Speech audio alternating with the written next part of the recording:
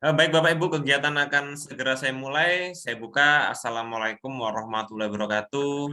Selamat malam Bapak Ibu Waalaikumsalam semua. warahmatullahi wabarakatuh. Salam sejahtera juga untuk kita semua.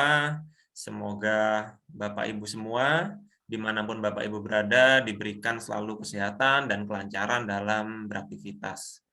Nah, di malam hari ini, kelas Guru Inovatif Indonesia dengan tema penelitian eksperimental masuk materi hari yang kedua. Di hari yang pertama, Ibu Dr. Erni Susiani sudah membahas apa itu penelitian eksperimen, kemudian konsep dasarnya dan contoh-contoh judulnya bagaimana gitu ya tentang penelitian eksperimen. Hari ini kita akan lanjutkan bagaimana analisis data ya Bu ya, menganalisis Iya, atau sistematika. Analisis data. sistematika besok di pertemuan ketiga. Ya, analisis data hari ini ya. Sehingga harapannya adalah mungkin selama ini Bapak Ibu sebagian besar yang merupakan guru, di sini ada guru, ada dosen, ada suara, yang sebagian besar guru mungkin selama ini mengetahui penelitian yang umumnya adalah penelitian tindakan kelas. Tetapi sesungguhnya dalam dunia pendidikan ada sangat banyak sekali jenis penelitian. Salah satunya penelitian eksperimental, kemudian penelitian pengembangan, penelitian deskriptif, studi kasus, dan yang lainnya. Nah, di sini kita akan bahas, sehingga apabila Bapak Ibu nanti ingin melanjutkan menjadi sebuah artikel penelitian eksperimental, silakan. Nanti kita akan, misalkan tertarik untuk mempublikasikan di jurnal ilmiah, silakan nanti kami akan memfasilitasinya. Gitu. Mungkin itu sedikit pengantar dari saya. Salam kenal, saya Pak Randi, nanti akan memoderatori kegiatan malam hari ini. Untuk kesempatan yang pertama, langsung saya berikan kepada Ibu Dr. Erni Susiani untuk menyampaikan materi hari ini tentang teknik analisis data penelitian eksperimen. Ya, Waktu dan tempat saya persilakan Ibu. baik Pak Rani, terima kasih. Teman-teman, selamat bergabung kembali di kelas desain eksperimen. Hari ini materi kita adalah pengumpulan data dan analisis pengolahan datanya seperti apa. Saya akan screen ya, mohon izin. Hari ini. Ya.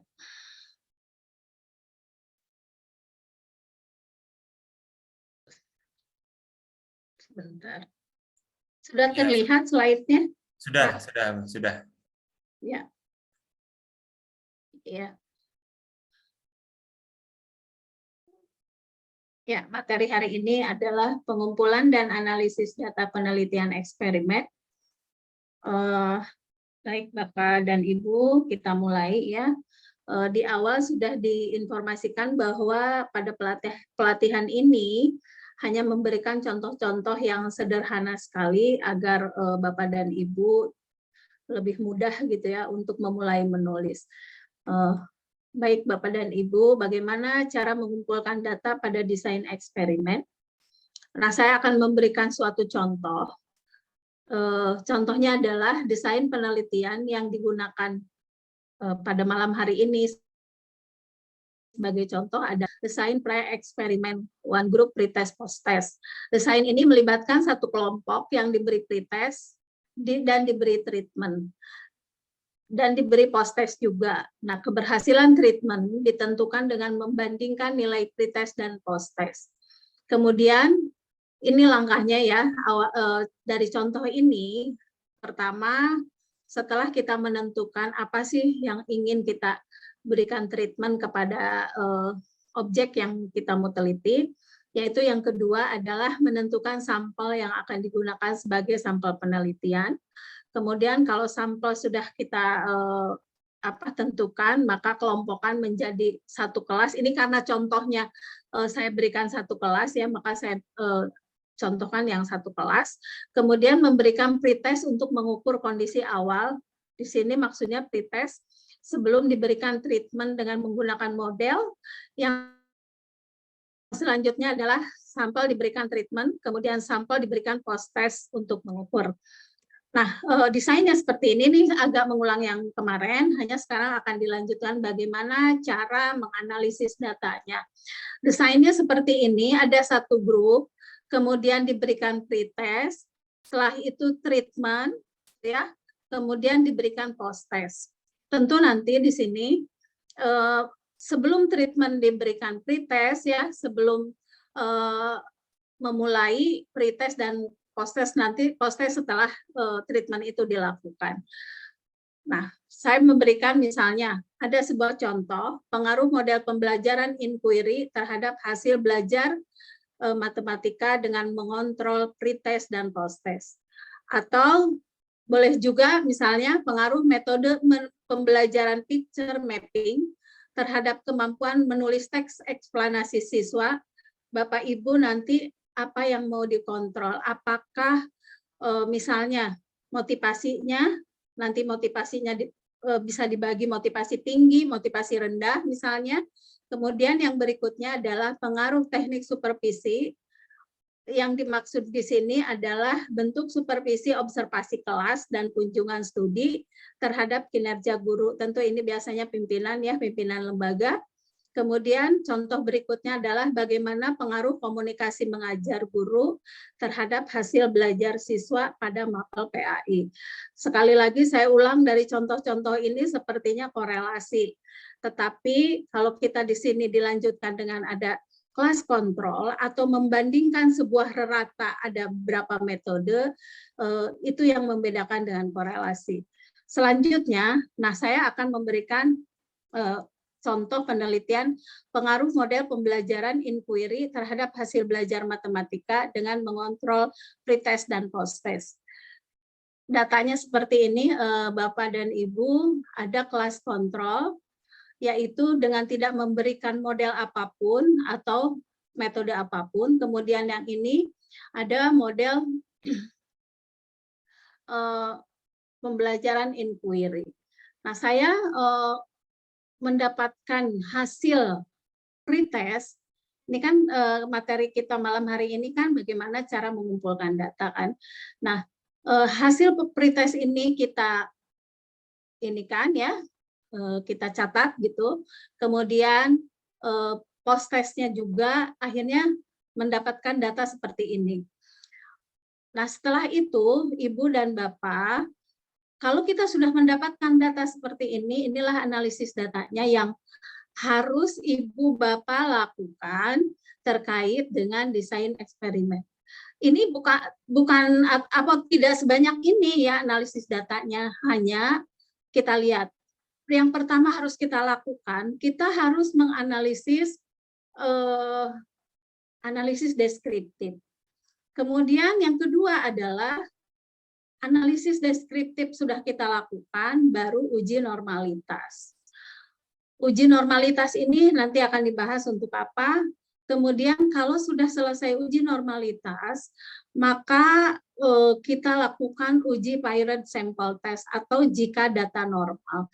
Jadi kalau misalkan Bapak Ibu melakukan uji normalitas, kalau hasil datanya normal, maka kita lakukan uji Pired Sample Test. Ini untuk mengukur rata dari sampel kita ya, yang itu yaitu nilai atau hasil belajar pretest, post-test, kemudian model design treatmentnya juga pretest, post-test. Nah, seandainya Bapak Ibu di sini hasilnya uji Pired Sample Test ini jika datanya normal, jadi melakukan analisis data dengan uji Pired Sample Test. Seandainya Bapak Ibu hasil uji normalitas ini dihasilkan tidak normal, maka gunakan namanya uji Wilson. Nah, jadi tidak berarti kita harus melakukan semua uji ini, tidak seperti itu ya. Kemudian kalau kita sudah selesai menguji normalitas, kemudian Pired Sample Test, maka kita uji homogenitas. Nah, selanjutnya di sini kalau data normal juga kita boleh melakukan uji independent sample t-test. Kalau dilihat seperti banyak sekali uji ini gitu ya. Nah, kita coba ya satu persatu dengan data contoh ini. Saya tidak akan mempraktekkan bagaimana menggunakan SPSS-nya, tapi seperti apa sih gambaran menggunakan SPSS, karena kalau kita praktekkan Bapak Ibu juga harus ngedownload dulu baru kita praktek sama-sama. Nah, dari sini kita lihat apa sih uji homogenitas? Karena tadi uji homogenitas dan uji normalitas ini adalah uji prasyarat ketika kita akan melanjutkan uji statistik yang kita maksud tadi kan parent test itu. Parent test itu untuk melihat bagaimana perbedaan rata kelompok treatment dan kelas kontrol. Nah, uji homogenitas ini untuk apa sih? Uji homogenitas di sini kelompok yang terbentuk terpilih secara random sehingga kelompok tersebut ekuivalen dalam segala hal. Karena kita memilih kelasnya random, ya, karena kita memilih kelasnya random, maka kita kan milih mana saja yang penting ekivalen. Ekivalen yang dimaksud kemarin sudah dijelaskan bahwa karakteristik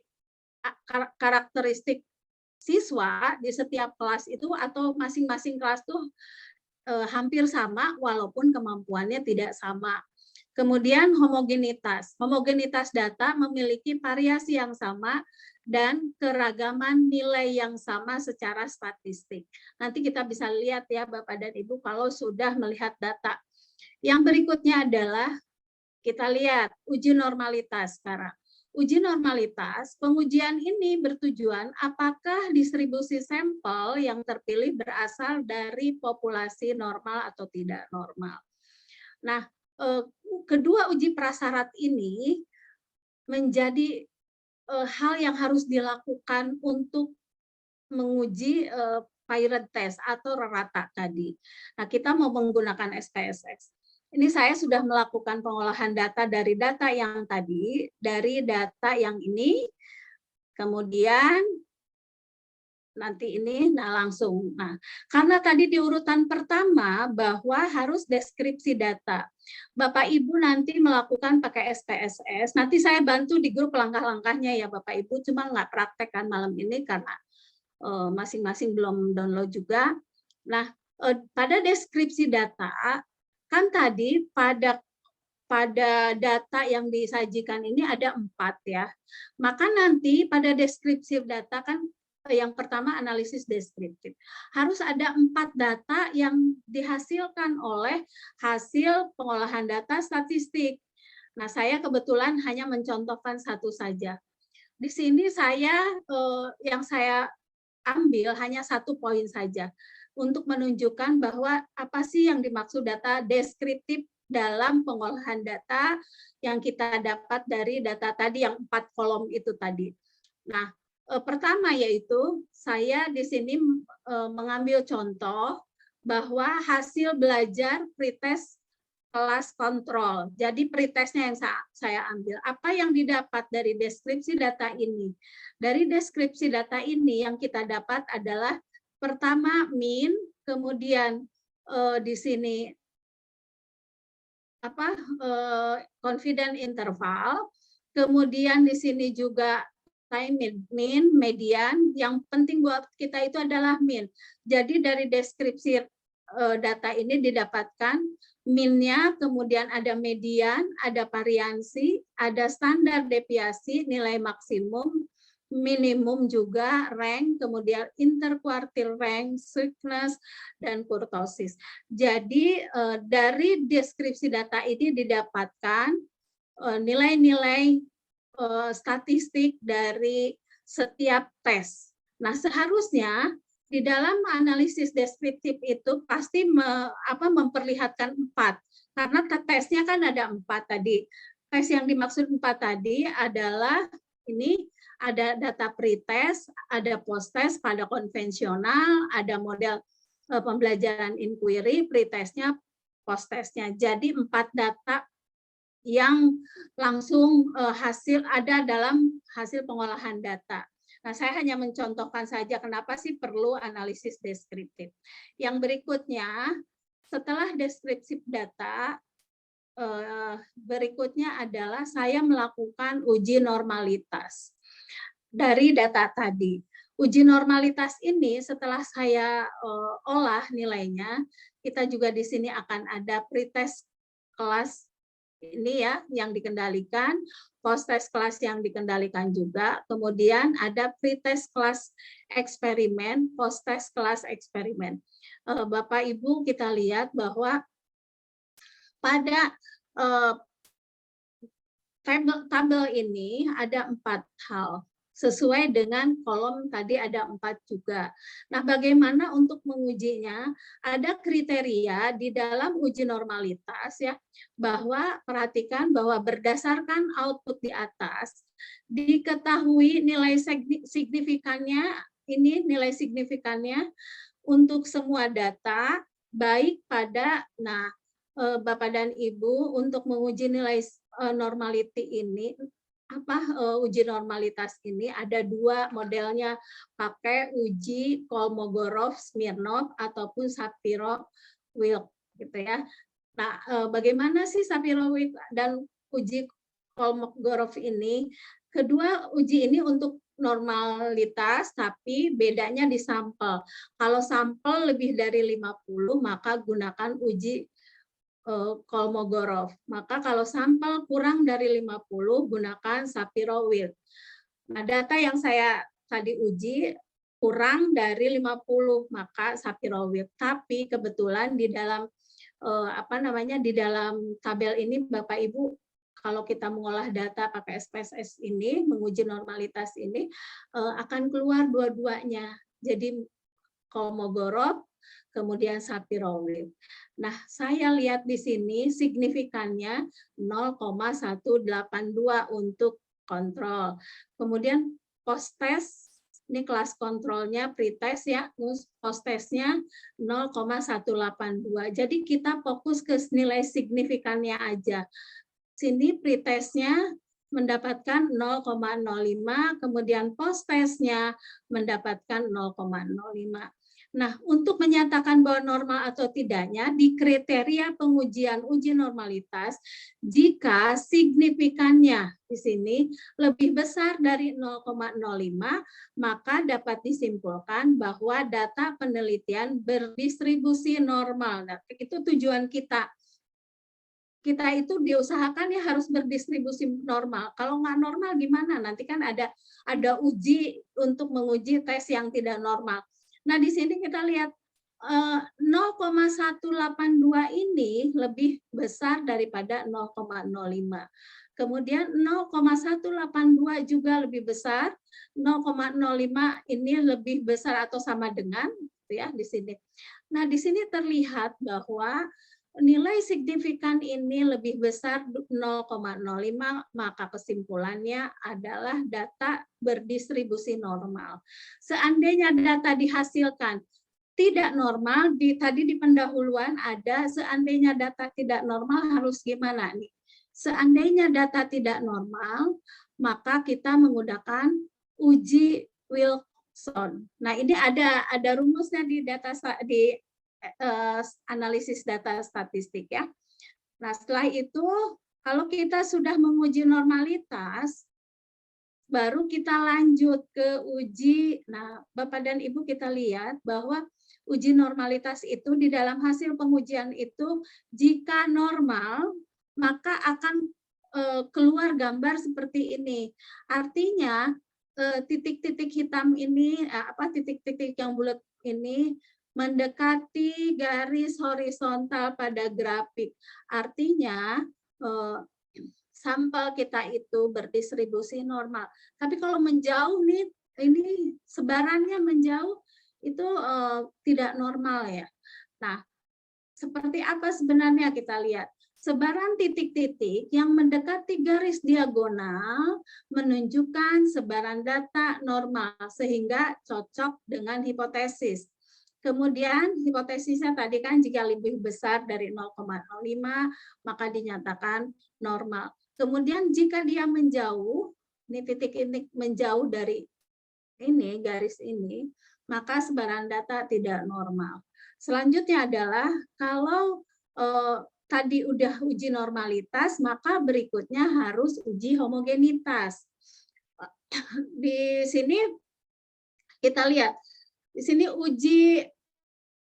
ini uji homogenitas ya, saya mungkin agak sebentar Bapak dan Ibu. Uji homogenitas di sini.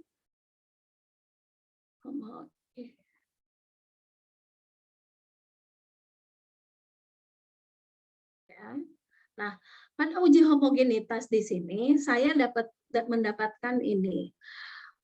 Dilihat juga nilai signifikansinya. Nilai signifikansinya 0,328. Jadi lihat ini saja. Kalau lihat satu juga sudah lebih besar dari 0,05, maka varian data post-test di sini, jadi Bapak Ibu di uji homogenitas ini yang dimasukkan data adalah data post-test kelas kontrol dan data post-test kelas eksperimen.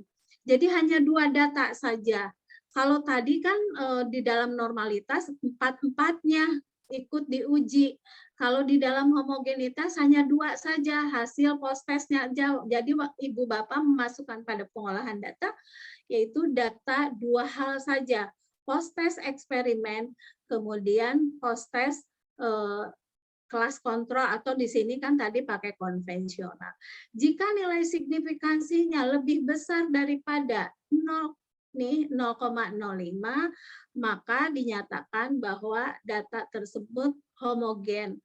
Artinya homogen itu siswa, kalau kita nguji di siswa-siswa itu punya karakteristik yang sama dari kemampuannya, dari misalnya dari hasil tesnya. Nah, ini merupakan homogenitas. Selanjutnya adalah hasil data menggunakan SPSS. Karena tadi sudah normal gitu ya, melalui uji normalitas, sudah homogen juga, maka lanjut uji Piret test. Jadi dilanjutkan dengan uji Piret sampel statistik. Bapak dan Ibu ini sepertinya rumit ya, tapi kalau sudah mengolah data lewat SPSS itu hanya sebentar ya, paling 30 menit dengan mendeskripsikan. Nah, pada data ini kita lihat bahwa pretest konvensional, kemudian post-test konvensional, dari pretest rata-ratanya 76,70. Kemudian lakukan post-test ternyata naik. Nah, kemudian pada saat pretest di eksperimen 78,70, post-test eksperimen 84,10. Ini menunjukkan bahwa rata dari mulai konvensional ternyata setelah diberikan metode ternyata menjadi naik dari 81 menjadi 84,10.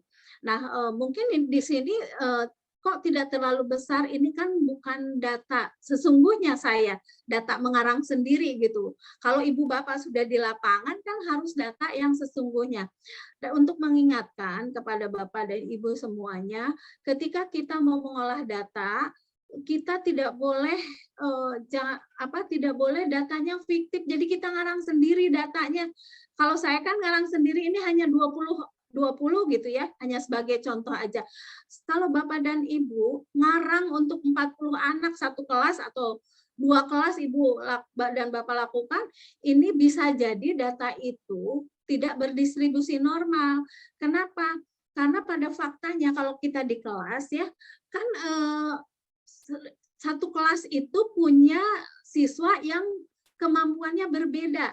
Atau di kelas lain pun sama, misalnya punya kemampuan berbeda. Kalau kita ulangan, kita tes, maka nilainya kan bervariasi. Ada yang rendah, ada yang mendekati rata-rata, ada yang melewati rata-rata. Nah, distribusi itu menyebar seperti itu. Jadi menunjukkan bahwa di dalam distribusi normal itu penyebaran nilai siswa itu merata gitu. Tidak tiba-tiba nilai itu tinggi-tinggi.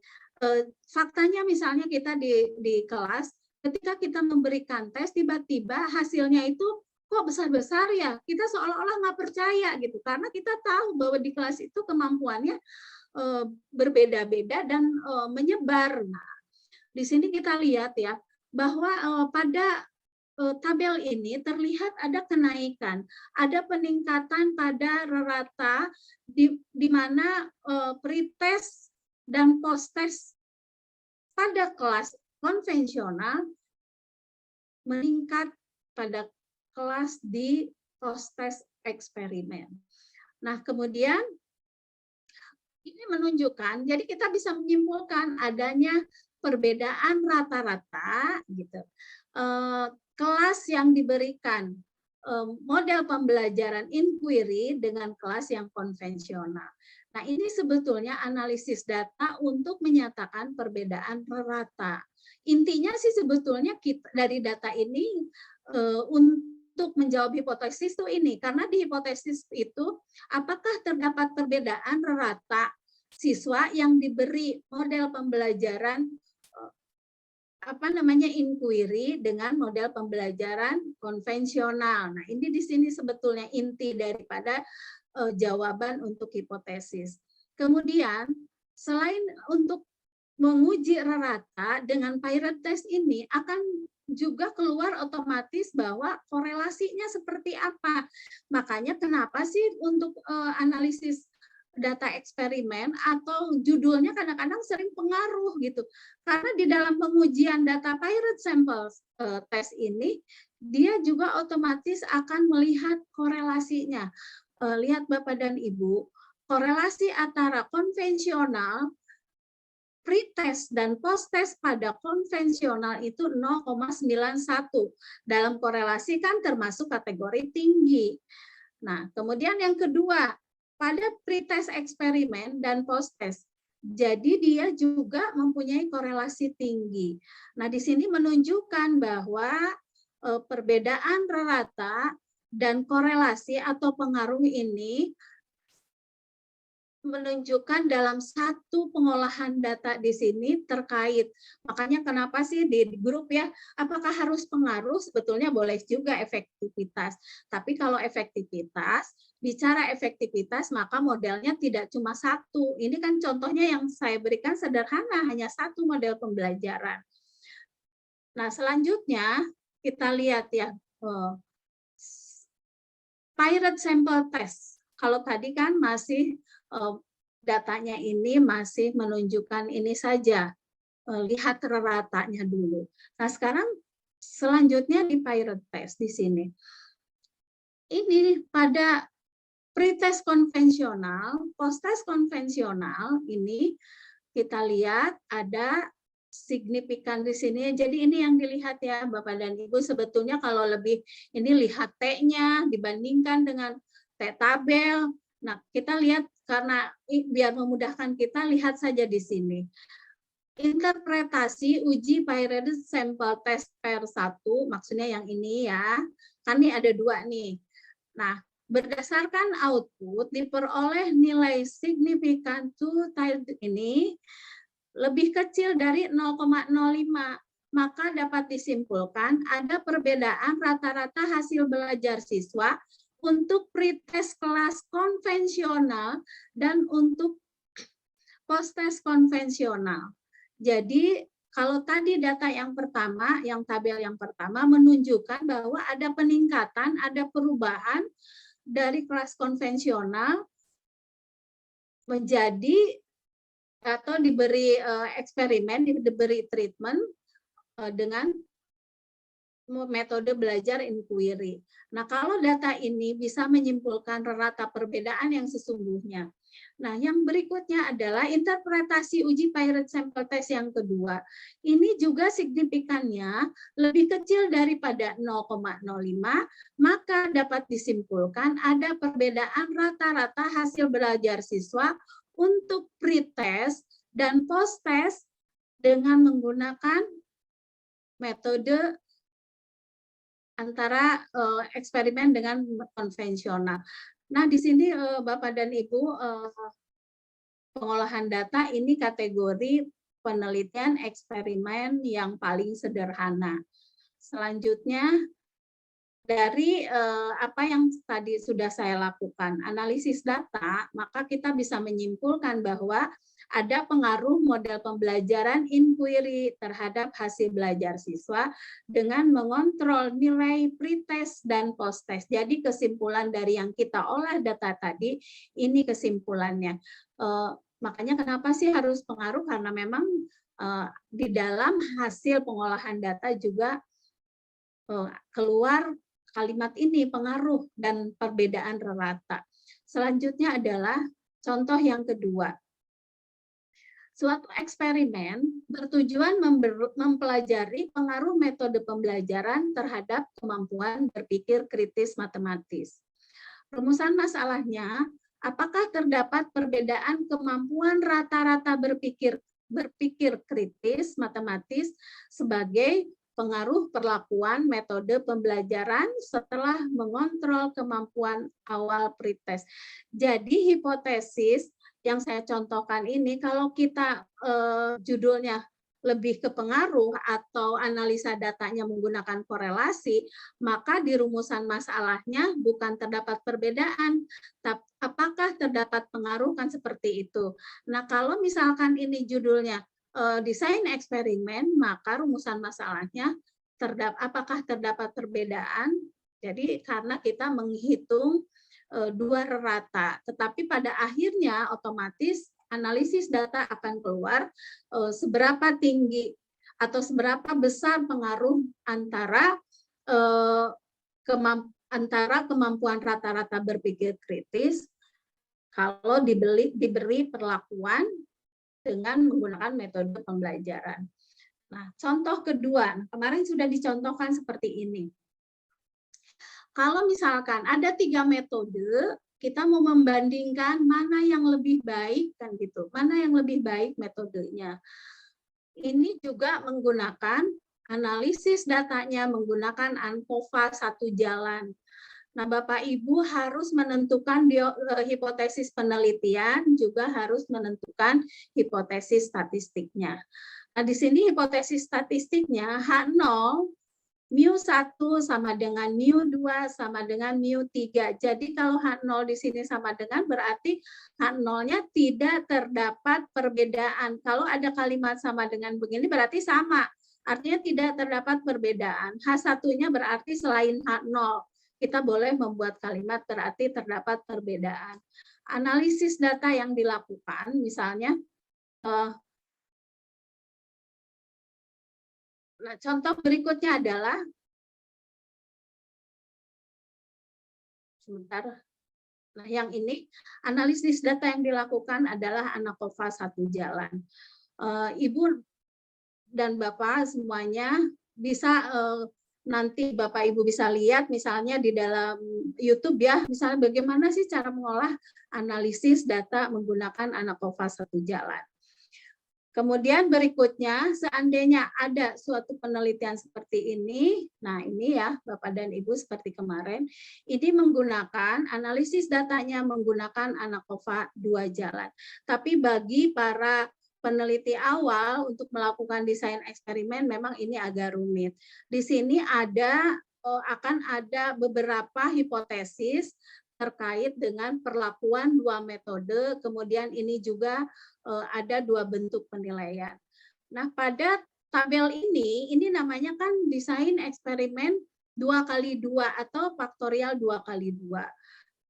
Setelah kita lihat datanya seperti ini, A1, B1, seperti yang kemarin ya Bapak dan Ibu, berarti di sini ada bagaimana kita menghitung, di sini bagaimana kita menghitung, ini adalah metode, pengaruh metode terhadap bentuk penilaian. Kemudian bagaimana pengaruh, maksudnya pengaruh metode terhadap kemampuan, di sini saya menggunakannya kemampuan berpikir matematis. Kemudian bagaimana yang kedua, bentuk penilaian terhadap kemampuan berpikir matematis, tentu saja menggunakan atau mengontrol IQ. Sehingga datanya menjadi seperti ini. Nah, di dalam A1B1, Bapak dan Ibu lihat A1B1, A1B1 ini A1 adalah metode pembelajaran berbasis masalah. Kemudian menggunakan penilaian autentik. Maka ini IQ-nya, ini Y-nya, kemampuan tadi berpikir matematis. Terus sampai pada kolom keempat tadi, berarti setiap kolom ini harus disertakan nilai IQ-nya, karena yang kita kontrol kan nilai IQ-nya. Nah, akan mengukur apa sih pada tabel itu? Maka kita akan mengukur efek utama, kemudian efek interaksi, dan efek sederhana. Kalau begitu, ada berapa sih hipotesisnya dengan mengukur tiga poin ini? Nah, pertama efek utama. Efek utama, apakah metode berpengaruh terhadap kemampuan berpikir kritis? Itu satu nanti ya hipotesisnya. Yang kedua, apakah model assessment berpengaruh terhadap kemampuan berpikir kritis? Itu sudah dua hipotesisnya. Yang berikutnya adalah efek interaksi. Efek interaksi di sini bagaimana pengaruh interaksi metode pembelajaran dan model assessment terhadap kemampuan berpikir kritis. Berarti tadi kalau kita lihat ya Bapak Ibu, efek interaksi. Ini efek interaksi itu di sini kotak ini berarti akan ada 4. Yang tadi sudah 2, efek utama itu 2. Pengaruh metode terhadap kemampuan berpikir siswa. Yang kedua, pengaruh penilaian terhadap kemampuan berpikir siswa. Kemudian yang kedua tadi efek interaksi. Perlakuan ini dengan penilaian autentik terhadap kemampuan berpikir siswa. Jadi ini saja udah 4, jadi sudah 6 hipotesisnya. Yang terakhir ada efek sederhana. Bagaimana pengaruh suatu faktor tertentu terhadap taraf tertentu. Jadi Bapak Ibu di sini nanti akan muncul manakah yang lebih tinggi nilainya, gitu ya.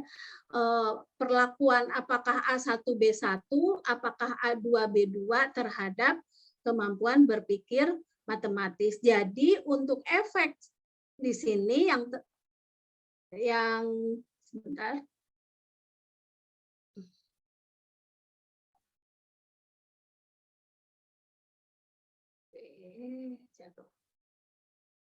Sebentar Bapak Ibu.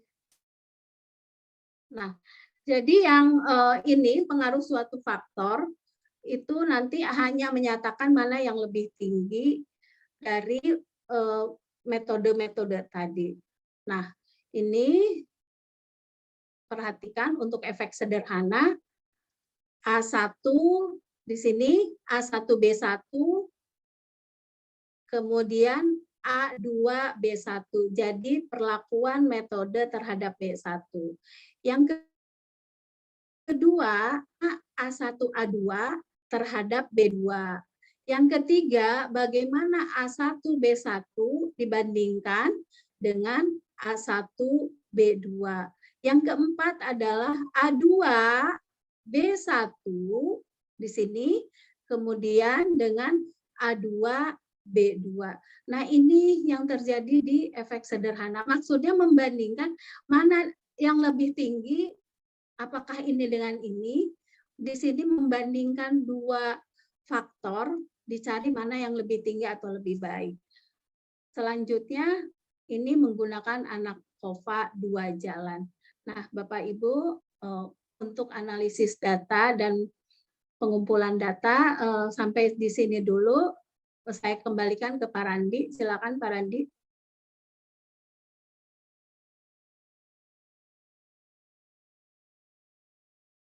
Pak Randi.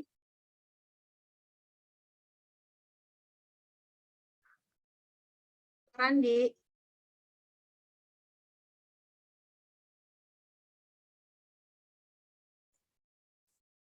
Baik, sebentar.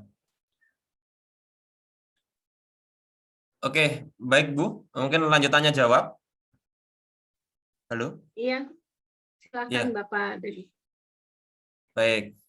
Terima kasih Bu Dr. Erni Susiani atas penyampaian materinya ya. Silakan Bapak Ibu, ini masih ada sekitar 30 menit untuk bisa kita sharing-sharing ya, boleh tanya kembali materi yang kemarin mengenai konsep dasar ataupun ide penelitian eksperimental dalam dunia pendidikan ataupun yang lain. Boleh juga bertanya tentang bagaimana menganalisis data, ya, bagaimana menganalisis data. Memang dalam penelitian eksperimental, ya, proses analisis data ini memang salah satu yang harus mutlak dikuasai. Memang tidak langsung memahami kalau mungkin baru pertama kali, baru pertama kali mencoba atau melihat materinya pasti bingung biasanya dengan banyaknya angka, data statistik gitu ya. Cuma nanti kalau Bapak Ibu terus mempelajari dan mungkin kalau bingung bisa ditanyakan, silakan pasti nanti akan lebih paham kemudian hari. Nah, silakan yang ingin bertanya secara langsung kepada Bu Erni bisa klik raise hand atau bisa juga tulis pertanyaannya di kolom chat. Nah, ini sudah ada yang sudah raise hand. Yang pertama silakan Ibu Kartika dari Cirebon untuk bertanya secara langsung. Silakan Bu Kartika.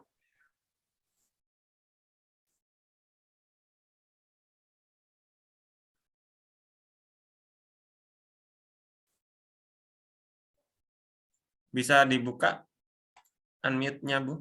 Sudah belum? Diklik.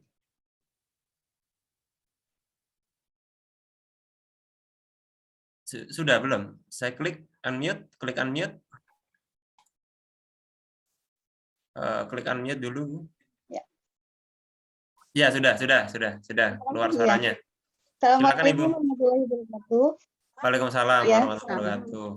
Terima kasih atas kesempatan yang diberikan. Selamat malam Ibu Dr. Erni dan Pak Randi. Juga selamat malam buat guru-guru hebat semua yang ada di sini. Saya mau bertanya Pak, untuk penelitian eksperimen ini, kalau misalnya gini, kita memberikan post-it, misalnya saya mengajar 6 kelas. Nah, kemudian misalnya ada 2 kelas yang kita ambil yang heterogen untuk satu penelitian. Kemudian ada satu kelas yang dianggap heterogen, diambil lagi satu penelitian. Seperti itu apakah bisa dilakukan atau tidak, Pak? Ibu. Baik. Ya, mungkin itu dulu. Terima kasih. Assalamualaikum. Ya, waalaikumsalam. Bagaimana Bu Eri sudah menangkap pertanyaannya dari Bu Ika? Iya. Ya, silakan Ibu langsung.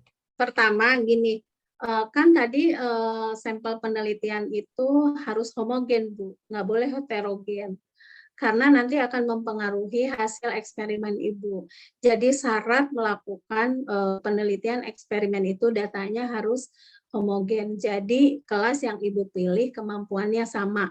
Jadi tidak boleh ada kelas unggulan misalnya atau kelas di mana di dalam kelas itu ada siswa-siswa berkemampuan tinggi semua misalnya. Nah, itu tidak boleh, Bu. Jadi syaratnya harus homogen. Homogen yang dimaksud adalah variasi kemampuan siswa itu harus sama gitu. Kemampuannya beda tapi karakteristiknya sama. Kan biasanya Bu di sekolah kan suka ada yang namanya kelas di mana kelas itu rata-rata orangnya pintar-pintar, kalimatnya begitu gitu ya.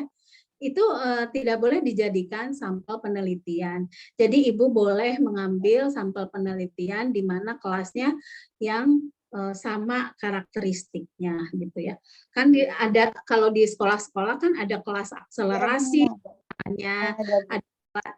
ada kelas unggulan. Nah, akselerasi dan kelas unggulan tidak bisa dibandingkan dengan kelas yang biasa saja. Jadi kalau mau akselerasi dengan akselerasi lagi kalau memang kelas akselerasinya ada 2, misalnya ada 2 kelas. Itu ya Bu Ika Kartika, itu barangkali kalau untuk membandingkan kelas. Jadi tidak boleh heterogen. Itu syarat mutlak malah di dalam pengolahan analisis data eksperimen. Itu ya Bu Ika. Ya. Baik, terima kasih Bu Ika atas pertanyaannya. Kita lanjut dulu. Silakan Bapak Ibu yang ingin bertanya boleh tulis di kolom chat. Ya, boleh juga bertanya secara langsung, klik raise hand. Yang selanjutnya Bapak Kurniawan, silakan bisa dibuka mikrofonnya untuk bertanya secara langsung, Pak Kurniawan.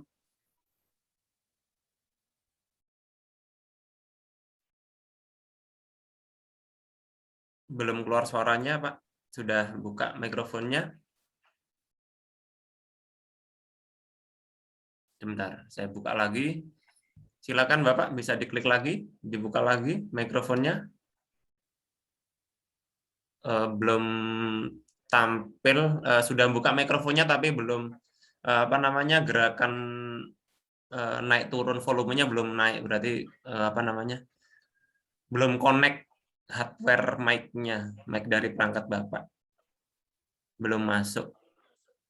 Ya mungkin bisa menulis ya Pak ya di kolom chat karena belum ada gerakan suara di sini indikatornya, jadi hardware-nya belum connect mungkin atau jaringan ya. Silakan Bapak Ibu yang lain sambil menunggu kemungkinan yang Saya bertanya. baca kolom chat ya, Pak Boleh Randi, Ibu saya langsung baca dijawab kolom di kolom chat Ibu. Tadi ada apakah sampel untuk eksperimen kelas eksperimen dengan kelas kontrol harus sama? Untuk peneliti pemula ya diusahakan sama untuk memudahkan kita pengolahan data. Apakah ada yang nggak sama? Ada Bapak dan Ibu nggak sama, tapi untuk penelitian yang udah punya pengalaman ya, gimana kalau sampelnya tidak sama? Karena ada analisis data yang lebih rumit lagi. Kemudian tadi ada pertanyaan, ada rekomendasi nggak buku yang digunakan untuk menghitung atau menganalisis data eksperimen? Kalau saya selama ini membaca buku Profesor Dr. Sujana, itu variasi sekali ya mengerjakan analisis datanya, atau di dalam buku itu lengkap. Kalau misalnya kelas kontrolnya ada berapa, kemudian metodenya ada berapa, karena buku yang dikarang oleh Profesor Dr. Sujana yang sudah berkali-kali terbit, itu awalnya memang dari dunia pertanian, peternakan, kemudian lab. Jadi di sana tidak ada pendidikan sebenarnya, tapi kombinasinya bisa kita ambil. Kemudian ini saya merekomendasikan buku-buku yang terjemahan bahasa Indonesia aja, kita kan pemula ya, kecuali memang yang sudah tingkatannya lebih tinggi. Kemudian bukunya Pak Dr. Kadir itu juga sangat dipahami bahasanya. Banyak lagi ya, kemudian juga buku Sugiono juga sama, ada banyak lengkap. Ini yang bahasa Indonesianya. Itu buku yang bisa direkomendasikan untuk kita peneliti pemula. Itu Pak yang saya baca di chat. Baik. Kemudian ya, mungkin sambil silakan Bapak Ibu yang lain mungkin silakan bisa klik raise hand kalau tanya secara langsung, boleh bebas tanya apa saja, boleh yang kemarin, mungkin materi hari ini, atau mungkin ide penelitian yang akan disampaikan, ya silakan bisa diskusi lah bebas di sini. Silakan sambil bisa menjawab. Ada juga di kolom chat, hanya sigtutil saja yang diinterpretasikan. Nah, untuk membandingkan apakah terdapat perbedaan di kriteria tip pengujian Pirate test, hanya ini aja. Kan yang lainnya tadi sudah saya jelaskan. Ada unsur-unsur lain, perbedaan ratanya sudah dijelaskan. Kemudian ada F hitung, T hitung, T hitungnya juga harus dijelaskan. Hanya karena di sini kita kan pemula ya, jadi saya langsung mengambil yang mudahnya saja. Sigtutil yang ada yang menjelaskan bahwa perbedaan rata itu betul-betul ada gitu. Nah, di sini pertanyaannya apakah hanya sigtutil saja yang diinterpretasikan? Boleh, pokoknya setiap angka yang ada di data yang bisa dideskripsikan, kita deskripsikan gitu. Hanya saja kalau kita pemula kan hanya melihat rata saja, perbedaan rata ya udah lihatnya di sigtutil aja sesuai dengan kriteria yang sudah ditentukan. Itu Pak Randi, ini ada di kolom chat. Terima kasih. Ya, silakan Pak Kurniawan mungkin bisa melanjutkan pertanyaannya. Silakan, Bapak. Baik, terima kasih Pak. Ini mungkin berkaitan dengan materi yang pertama ya. Kebetulan saya kepala sekolah ya Pak ya. Jumlah guru di sekolah kami belum banyak ya, baru ada 30. Kemarin juga telah disebutkan salah satu contoh penelitian di kepala sekolah khususnya ya, itu terkait dengan supervisi ya kalau tidak salah. Ya. Pertanyaannya adalah ketika supervisi dilakukan secara eksperimen, penelitiannya bagaimana mungkin saya mengkondisikan antara kelas kontrol dan bukan kelas kontrol dengan jumlah guru yang 30, karena mungkin beda dengan kelas dalam siswa ya, sudah terbagi-bagi. Mungkin itu, Bu, makasih. Baik, makasih. Pertanyaannya menarik ini. Mungkin Bapak Ibu yang lain yang sama, kepala sekolah pastinya nanti punya pertanyaan sejenis. Mungkin silakan Ibu diberikan ide untuk Pak Kurniawan. Bapak mungkin agak kesulitan ya kalau kelas guru seperti Bapak bilang kan tidak seperti siswa sudah dikelompokkan. Kalau guru itu Bapak boleh menambahkan dengan mengontrol motivasi guru, motivasi kerja guru. Jadi Bapak mengukur motivasinya, itu kelas kontrolnya ya Pak ya. Jadi kelas kontrolnya di sini bukan kelas seperti siswa, tapi mengontrol motivasi gurunya itu. Nanti Bapak bisa membagi motivasi tinggi dengan motivasi rendah. Itu masuk ke dalam wilayah eksperimennya Pak. Jadi nanti kalau udah dikontrol motivasinya, maka hasil evaluasi Bapak kan tadi di dalam satu kolom itu seperti sama. Ada pretest, post-test, kan tadi ada pretest, kemudian konvensional misalnya. Maka ada nilai motivasinya Bapak disertakan. Nah itu kan nanti jadinya Bapak dengan mengontrol motivasi guru ya, motivasi guru. Nah itu bisa dijadikan juga desain eksperimen Pak. Jadi nggak pakai kelas kontrolnya. Bukan yang dikontrol bukan kelasnya, kan ada mengontrol kelas, membandingkan kelompok, ada juga membandingkan variabel kontrolnya. Jadi membandingkan variabel kontrolnya, yaitu apakah punya motivasi tinggi atau punya motivasi rendah. Jadi kan Bapak tadi judulnya bagaimana pengaruh supervisi, model supervisi kan Bapak ya tadi mau ada 2 misalnya, atau ada 1 juga nggak apa-apa, terhadap kinerja guru dengan mengontrol motivasi kerja. Itu udah bisa Pak jadi desain eksperimen. Itu ya Pak, jadi bukan kelasnya yang dikontrol kalau Bapak, karena nggak punya kelas gitu ya, guru kan nggak bisa dikelompokkan.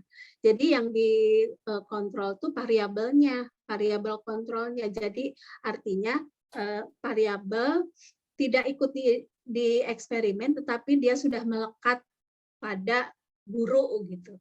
Itunya variabelnya. Itu ya Pak, sementara nanti kita boleh diskusi di WA grup ya Pak ya, kalau misalnya Bapak ingin lebih jelas lagi. Itu Pak Kurniawan ya, sementara itu dulu. Baik, terima kasih Bu Erni. Silakan Bapak Ibu yang lain boleh bertanya, boleh klik raise hand. Mumpung masih belum ada yang bertanya ini. Sambil di kolom chat ini kami bacakan ada beberapa mungkin yang lain yang apa ini sudah terjawab Ibu? Mungkin soal pretest dan posttest sama atau tidak? Kemudian atau ini harus 1 KD gitu. Mungkin bisa dijelaskan kembali atau sudah tadi ya Bu ya? Yang KD gimana Pak pertanyaannya? Saya malah nggak bisa baca ini. Iya, yang ini ini intinya adalah apakah soal pretest dan posttest sama atau berbeda gitu ya yang diteskan. Ya. Kalau mungkin ya, berbeda bagaimana mungkin begitu. Ya.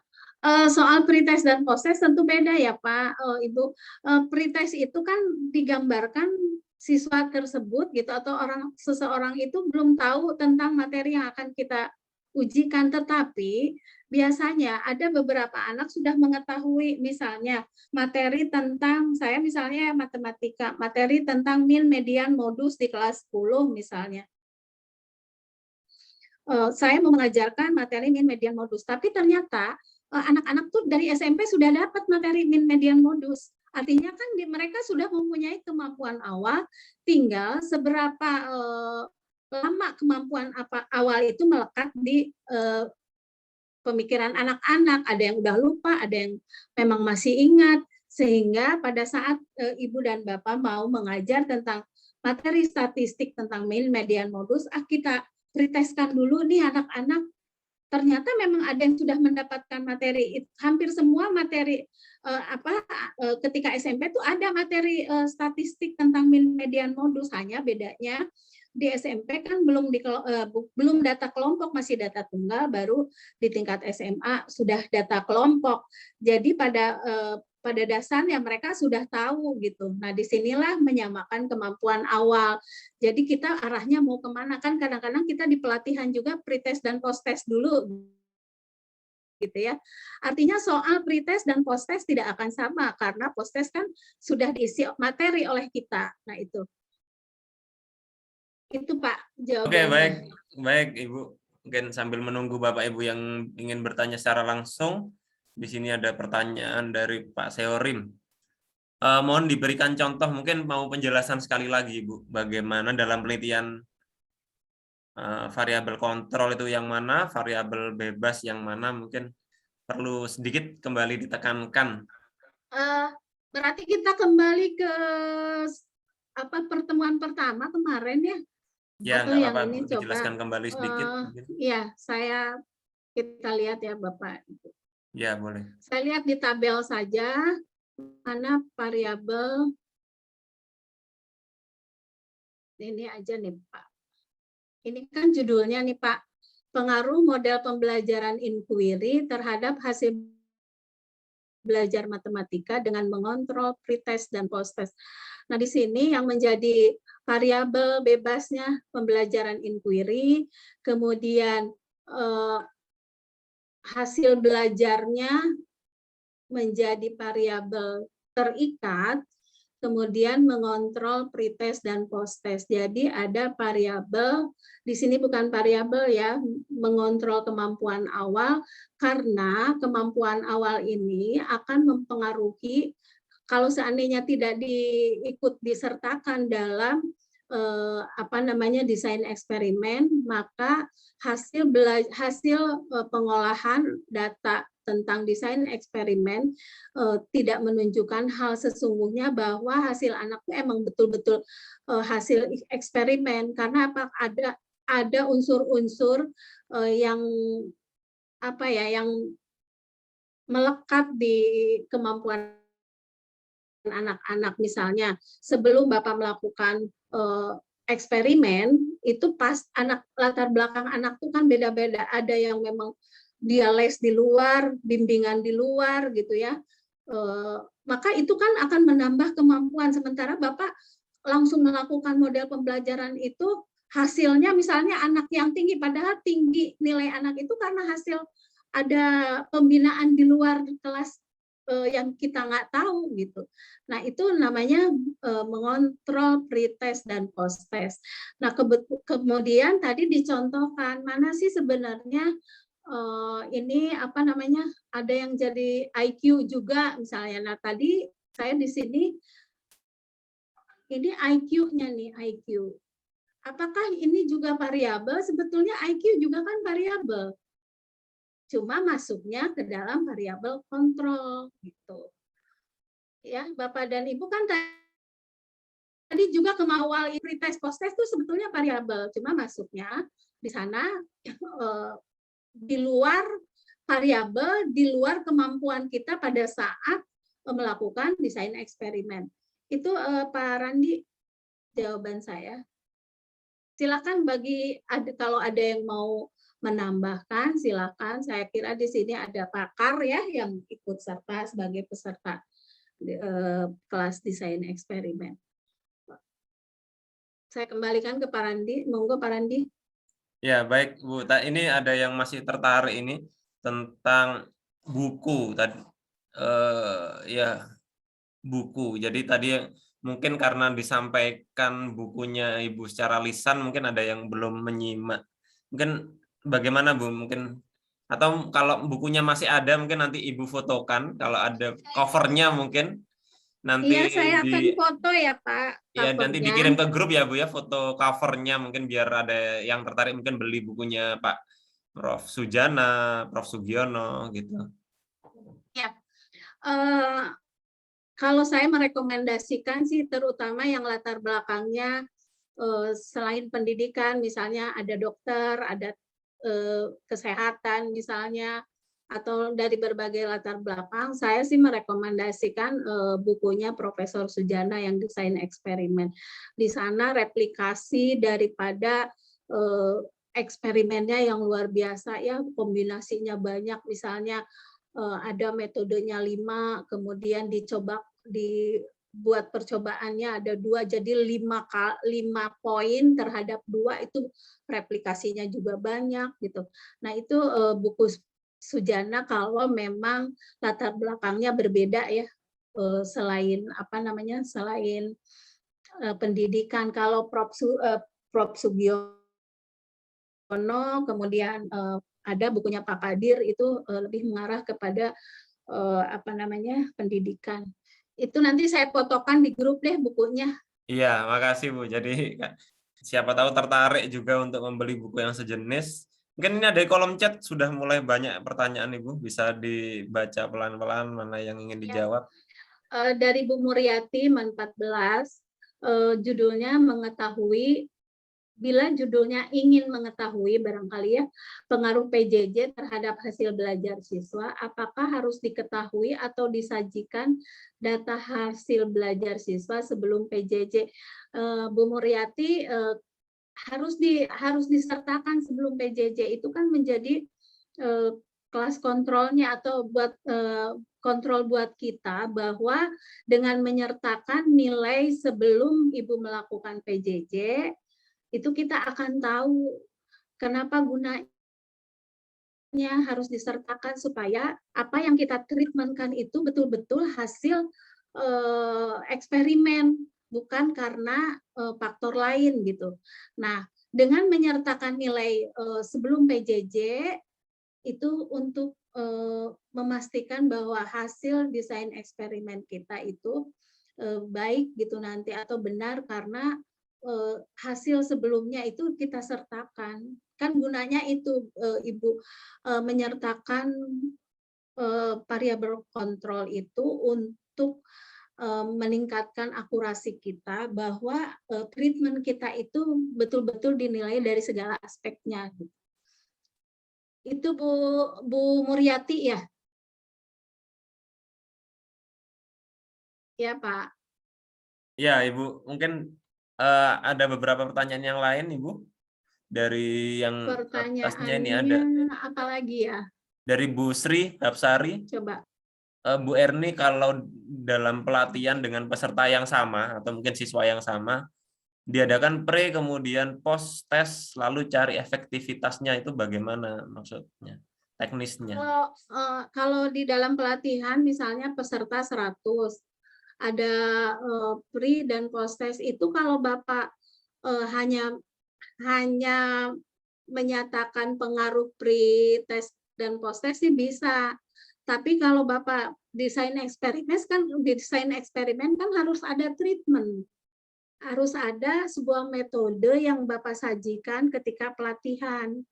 Tapi kalau hanya membandingkan pre-test, kemudian Bapak ngajar biasa aja tanpa ada treatment, itu Bapak hanya melihat pengaruhnya saja, pengaruh pre-test dan post-test terhadap misalnya materi apa pada saat pelatihan apa gitu.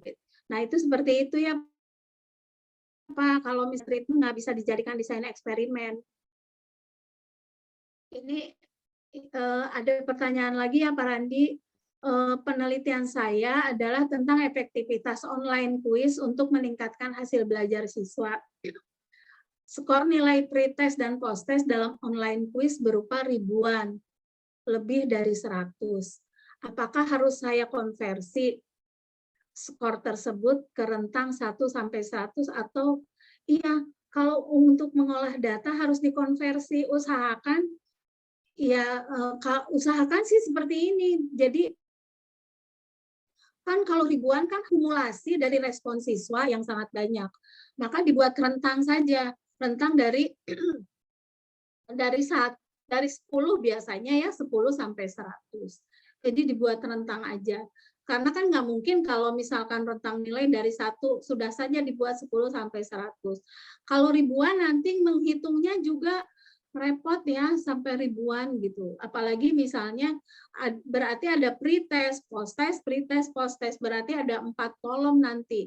Berarti dalam bentuk ribuan. Kalau bisa dibuat dulu sebelum Ibu masukkan data atau Bapak masukkan data, buat rentang nilai sehingga yang ribuan itu berada di antara rentang 10 sampai 100. Itu jawaban sementara ya Pak Randi.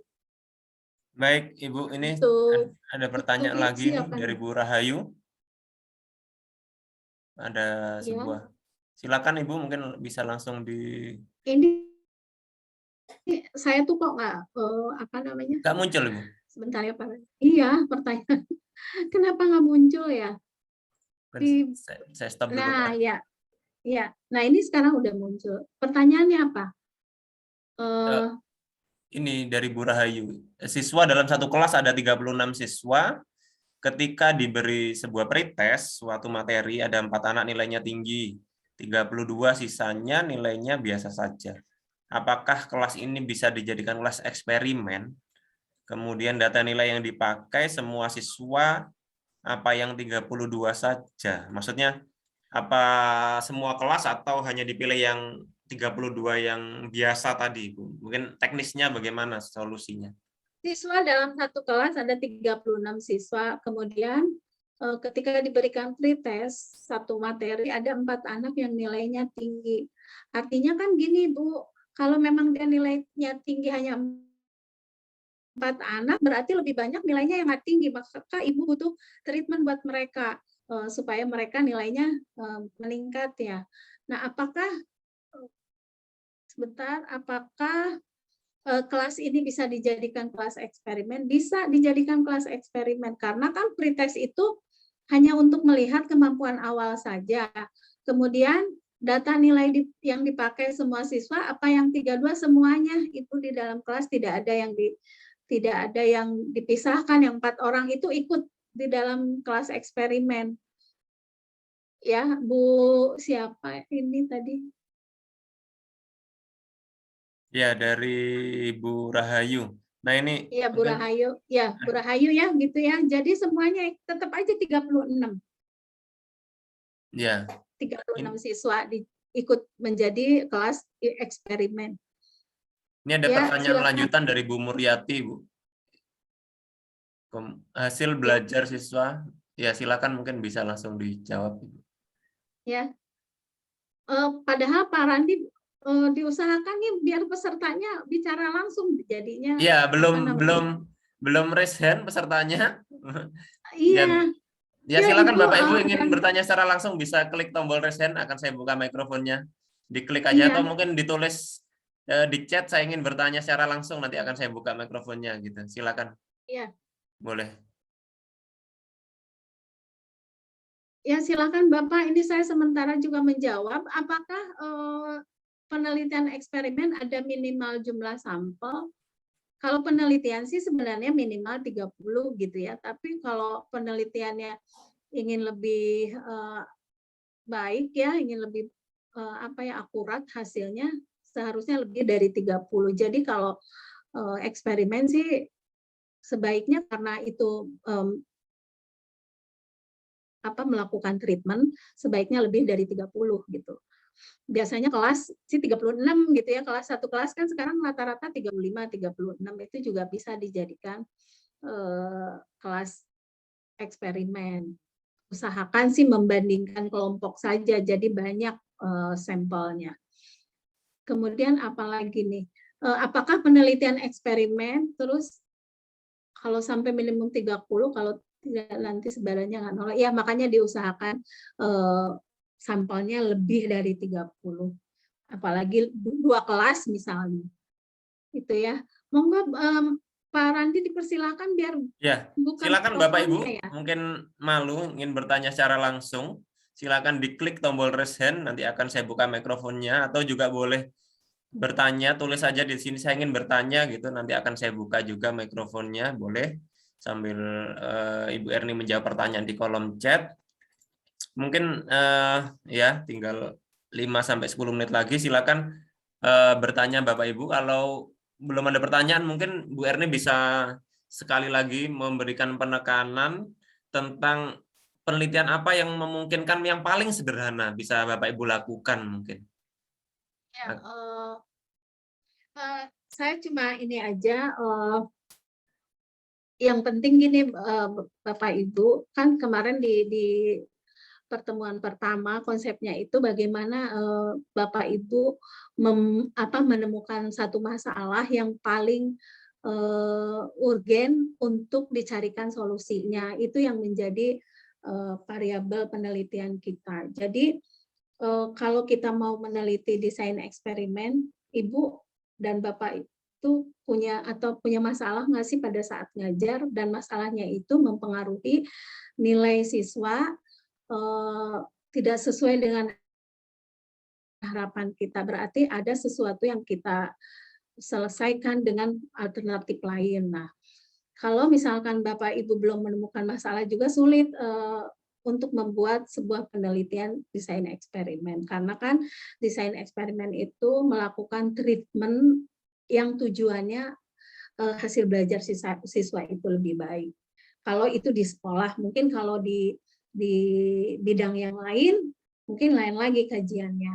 Nah, kemudian Bapak dan Ibu, kalau merasa kesulitan mengolah data, bisa WA di grup juga. Nanti akan saya tulis nih langkah-langkah pengujian homogenitas seperti apa di SPSS, kemudian langkah-langkah pengujian normalitas, kemudian pirate test, kemudian ANAFA satu jalan, itu mau saya tulis ya di WhatsApp, nanti saya kirim dalam bentuk file agar Ibu Bapak bisa dengan mudah mengerjakan atau menganalisis data-data yang sudah didapat. Jadi kebanyakan kan gini, datanya sudah ada, nilainya sudah ada nih, nilai pretest sudah ada, post-test sudah ada, baik hasil dari pembelajaran konvensional atau misalnya hasil treatment. Tapi Bapak Ibu bingung, ini harus diapain nih angka ini.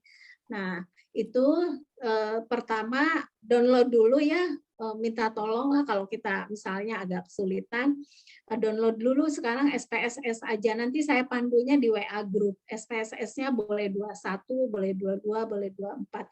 Tapi yang pemula biasanya 21 saja. Nanti saya pandu ya cara menganalisisnya, karena kalau di pelatihan ini praktek, itu memang kalau praktek itu ada kelas khusus ya Pak Randi, praktek untuk mengolah data. Jadi tidak sekaligus dengan konsepnya, karena untuk melakukan pengolahan data ini data apapun, maka konsep yang kita gunakan tuh untuk apanya itu harus tahu dulu gitu. Jadi itu Pak Randi, untuk pengolahan data nanti saya bisa bimbing di WA group ya. Baik, mungkin ini satu pertanyaan terakhir mungkin dari satu penanya terakhir dari Bapak Pendrizal. Silakan Bapak Pendrizal untuk bertanya secara langsung. Bisa dibuka mikrofonnya. Silakan Bapak Rizal. Sudah saya unmute.